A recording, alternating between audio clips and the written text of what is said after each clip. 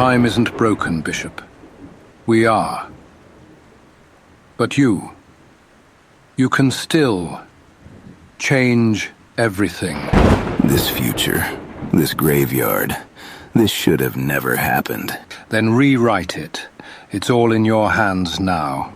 Move it, Bob. Sentinels are closing in. I can smell them. I'm right behind you, Logan. Forge, tell me this thing is good to go. We're out of time. It'll work. It has to work. If Bishop makes the jump, everything can be like it was. Storm. Aurora.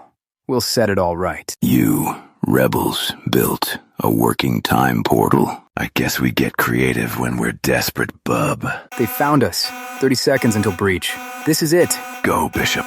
I'll hold off these purple tin cans. Logan, no, let me. No more talking. I'm the best at what I do. Now go. I'll change it all this time.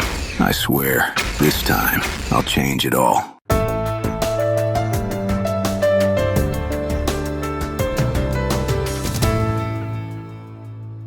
Okay, well, first things first, can we please give a big round of applause to today's cast members? You know what I'm saying? My old school X-Men Bishop and Forge came out the stash, mixed in with the X-Men 97 Magneto and Wolverine. And this right here has been a little journey for me, a little mission right here. I showed the time portal briefly before, just in the background, but I wanted to mix this in and I had a little scene thing going. And yeah, so what you saw today was a product of that. First things first, does anybody remember my boy Magneto in X-Men 97? They had him up on a cross very similar to that, but it was black. And I decided that, nah, I didn't want mine to be black. I wanted mine to be chromed out. And, you know, he has the mutant collar on. That's why it nullifies his powers. And that's why he's on a metal beam. And it all works out in Clever's 616. We got the tombstones laid up right there. We got some X-Men that got bodied. I'm like, wow, you know, they've definitely seen better days. And I just really try to relive that portal clip that we had from the original X-Men. If you guys remember when Wolverine introduced Bishop to Forge. And Forge is way older and had to send him back. And that's how he came back in the first place.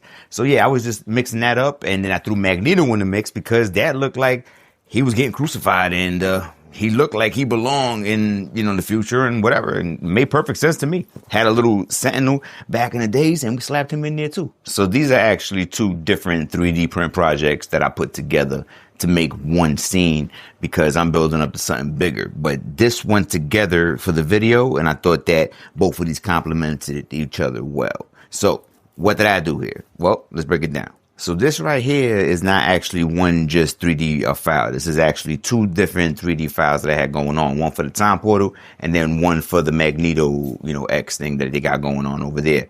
And the time portal was the one that came with the tombstones for the X-Men because that's the Days of Future Past thing that they got going on.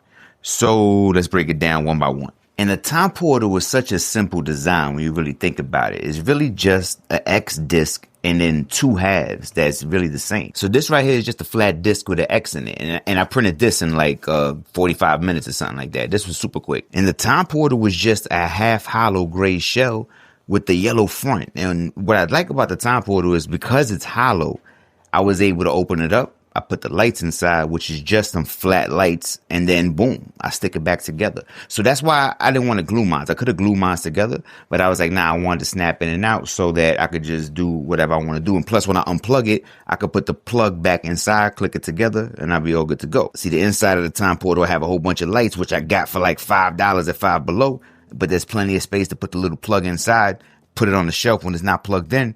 And yeah, pretty much it's like stores itself. You can't even see it. It's kind of like, what's the one that's like that? MODOK. MODOK has like the parts in them that you could put the extra pieces in them.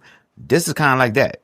You put it back on the groove and you got a time portal. Even Forge's machine came with the decals real quick. I printed those out, 2 seconds, cut it real fast with my little slicer.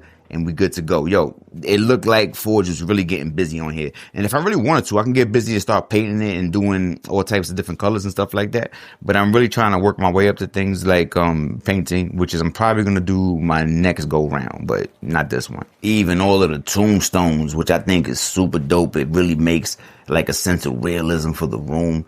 And, you know, this didn't really cost me anything. This took a little bit of filament, which was all gray, and that was it. Oh, and the yellow doors. all gray, and the yellow doors. That was it. I think the file for this one, if I'm not mistaken, was like $4 or $5. It was something like that. $4 or $5. It wasn't expensive at all. And the same guy who made the conference table is the same guy who made this time portal. Now this right here, this piece is the one that really stood out to me. When I saw this one, I was like, yo, I can't wait to get to this one. I'm going to buy this. I think this was like $4. This is another one, or $5. Something like that, man. All of these are so like little, I didn't even pay attention. But this was a couple of dollars. And I bought this one and I was like, yo, this is going to go up high on the shelf and it's going to look down and it's really going to be like a statement piece. And I really, you know, if you guys know, I love Magneto, one of my favorites. And then I have this version of Magneto, which was really just being like a double up inside the cubicle in the detoff. He was really like a double up with the, because I have another red Magneto in there, which I like a lot better than him for that setup. So I had no problem taking this one out. And not for nothing, I just want to say really quick that Bishop and Forge have been getting a lot of burn lately, because I had the time portal out in a video, I want to say about 3 weeks ago, something like that. And that's when I started like bringing down the time portal. That's when I started thinking about these guys again, because this was the scene that I remember when I was coming up. Like I said, it wasn't X-Men 97, it was just X-Men. And that's when I remember, I think that might have been the first time I even saw Bishop. I really can't recall right now off the top, but you know, that might be the time that I was introduced to him. So maybe that's why it's so strong for me. But, you know, this is the one right here. This is the one. I have the X-Men 97 Bishop, but I would never put him in a time portal. This is the one that does it for me. So those figures are years old. I had them on the top shelf collecting dust.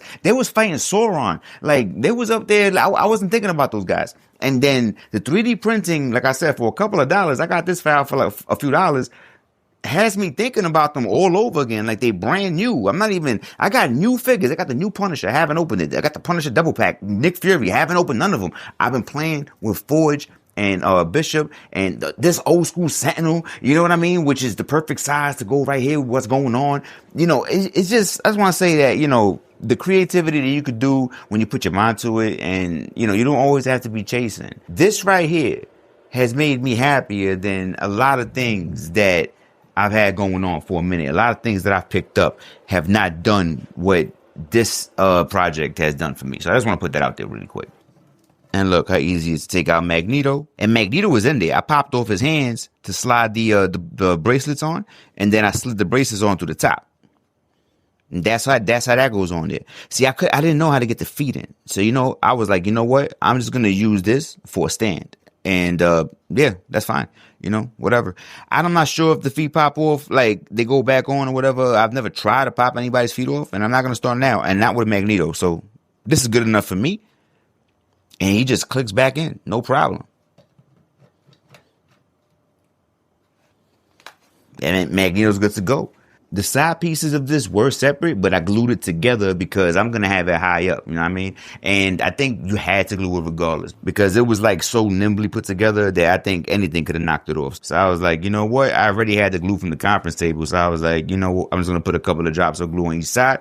I put that together, and that's there forever. And I know the original one was black when you had him up there, but I don't know. I just felt like black wasn't going to pop off. My room is usually dark, and I have it like with a little bit of light, and I felt like it wasn't going to get no burn. But this right here is, I didn't even paint it. It's just chrome filament. You know, the chrome filament that I had there, just put that in the machine, and this is what popped out. And like I said, both of these projects together for the both files was like $10. So yeah, if we're doing the math right, we got the time portal, we got the Magneto cross, we got the X-Men Conference Center, and we got Cerebro. So we're doing pretty good. And if you already knew what I had lined up for next week, you'd be like, oh, okay. And this is just helping me to feel every day a little bit more that my collection is becoming more one of one. You know what I'm saying? Less of a copy and paste of just regurgitated things, and then really getting to put my spin on my characters and really bring back some really iconic and nostalgic moments. And I thank you guys for taking the time and spending it with me, because you could have been anywhere else, man. But you guys are really going to want to see what I got next week. I promise you. Until next time. Peace.